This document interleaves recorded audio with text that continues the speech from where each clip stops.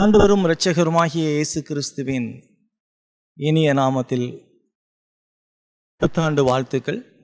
ஆண்டவர்தாமே இந்த புதிய ஆண்டை நம் யாவருக்கும் ஆசீர்வாதமாக மாற்றி தருவாராக.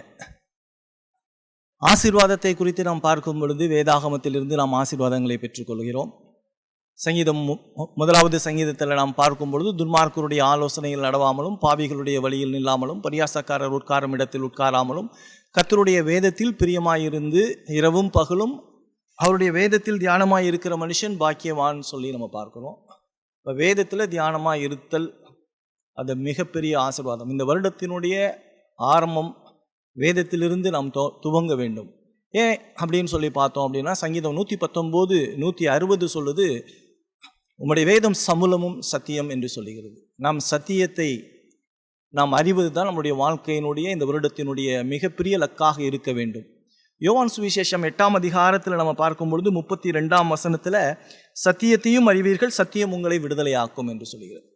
சத்தியத்தை அறிதல் நமக்கு பெரிய விடுதலையை கொடுக்கக்கூடியதாக இருக்கிறது. இதை தான் அந்த சத்தியத்தை குறித்து சொல்லும் பொழுது யோவான் சுவிசேஷம் 14ஆம் அதிகாரம் 6ஆம் வசனத்தில் நம்ம பார்க்கும் பொழுது இயேசு கிறிஸ்து சொல்கிறார், நானே வழியும் சத்தியமும் ஜீவனுமாய் இருக்கிறேன் என்று சொல்கிறார்.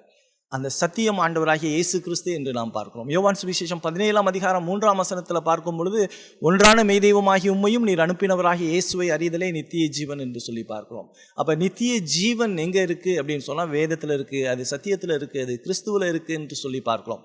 யோவான் சுவிசேஷம் 5ஆம் அதிகாரம் 39ஆம் வசனத்தில் நம்ம பார்க்கும் பொழுது வேத வாக்கியங்களை ஆராய்ந்து பாருங்கள், அவைகளால் நித்திய ஜீவன் உண்டு என்ற எண்ணுகளே அவைகள் என்னை குறித்து சாட்சியிடுகிறது.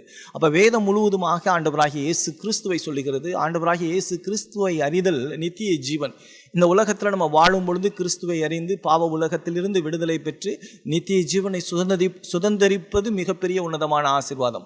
அந்த ஆண்டவராகிய இயேசு கிறிஸ்து உங்களுக்காக எனக்காக சிலுவையிலே மரித்து அடக்கம் பண்ணப்பட்டு 3ஆம் நாள் உயிர்த்தெழுந்து இன்றைக்கும் உயிரோடு இருக்கிற அந்த தேவன், அந்த தேவனை நம்ம அறியணும் அப்படின்னு சொன்னால் வேதத்தை வாசிக்கணும். வேதத்தில் தான் அந்த கிறிஸ்துவை நம்ம பார்க்க முடியும். வேதம் இல்லாமல் கிறிஸ்துவை நாம் காண முடியாது. இந்த புதிய வருடத்தில் நாம் கிறிஸ்துவை அறிதலில் நாம் முக்கியத்துவம் செலுத்துவோம். வேதத்தை பார்ப்போம், வேதத்தை தியானிப்போம், வேதத்தை படிப்போம், வேதபூர்வமாக சிந்திப்போம். இப்படியாக இந்த வேதத்திலிருந்து கிறிஸ்துவை காணும் பொழுது நம்மளுடைய வாழ்க்கை மிகவும் ஆசீர்வாதமாக இருக்கும். கர்த்தர் இந்த புதிய ஆண்டை நம் ஒவ்வொருவருக்கும் ஆசீர்வாதமாக மாற்றி தருவாராக. ஆமென்.